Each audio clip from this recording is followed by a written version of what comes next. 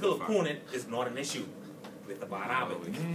But within an addiction, the psychological and physical opponent isn't an issue.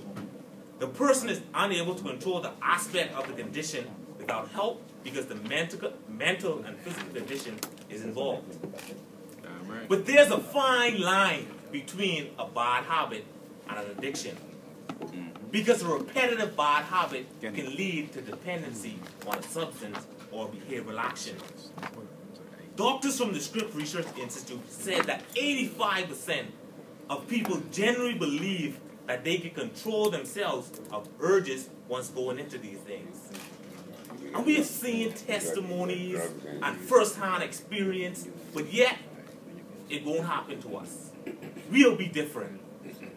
I remember growing up, I saw my friend in the grocery store buying a backward.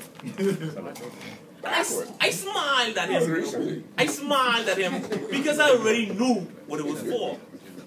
And I said, boy, you too? He laughed and he said, tell him, man, I get this under control.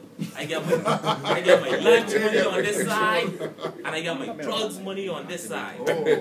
He worked at Kelly's as a shelf boy, so he had a little disposable income. He was chubby, but a pretty boy. He took care of himself. But I smiled and said, that's how it always started. See, once his controllable habit became an uncontrollable addiction, his demeanor and his appearance started to change.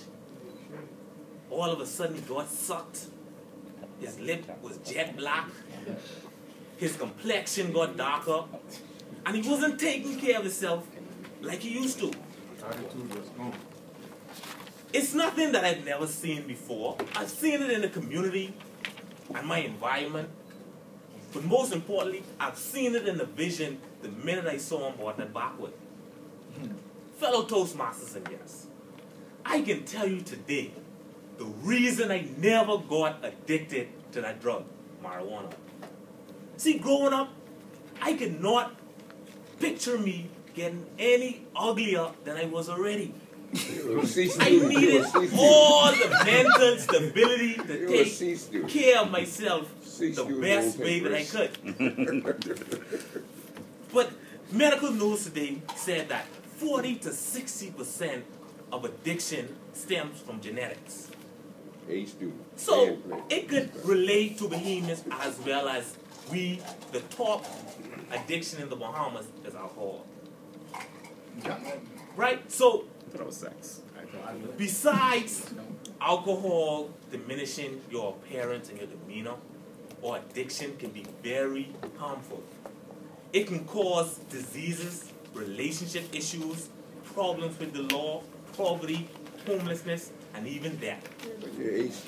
But the urge for that temporary height and pleasure, the reality is that people that are addicted do not have the control to control the urges, no matter how harmful the outcome may be.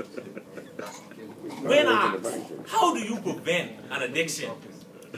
Dr. Stephen Bellini said, not to do it at all.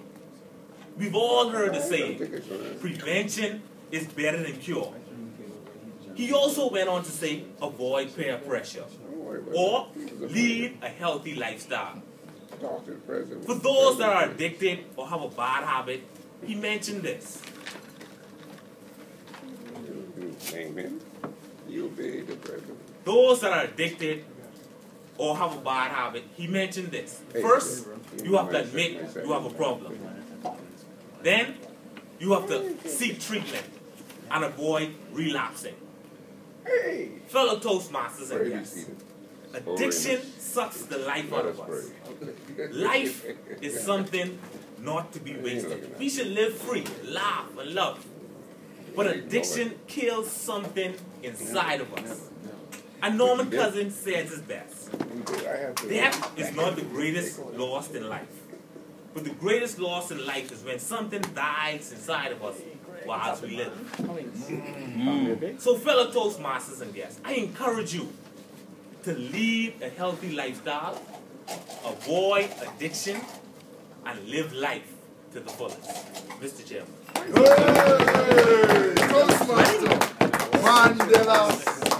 called Mandela sweating like a pig at the We call it spirits of addiction. There's many of them. But everybody Got birthday. He's addicted. He's sweating. But you all wanted a joke. Let me give you a joke. One joke. What he's I say one joke. Hey, Mandela, he's speaking from experience. Which joke? This way. It's better be a jokey That way. joke. Confession is good, you know. It's better be a jokey A joke. blind man walks into a bar Oh boy. Oh man, joke on the and walks up to the person next to him and Was he a says, Bahamian? "You want to hear a blind joke?" The man at the bar realized he was blind. Say, buddy, don't you know I'm blonde? He's sitting on the table. Do you know the 400-pound wrestler behind you is blonde? Sergeant Do you know the guy to your left and the bounce of the club is also blonde? Do you still want to tell that blonde joke? So the blind man said, not really, because I don't want to have to explain it 5 times.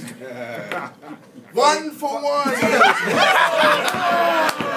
See, they got you laughing. All kids, they got you laughing.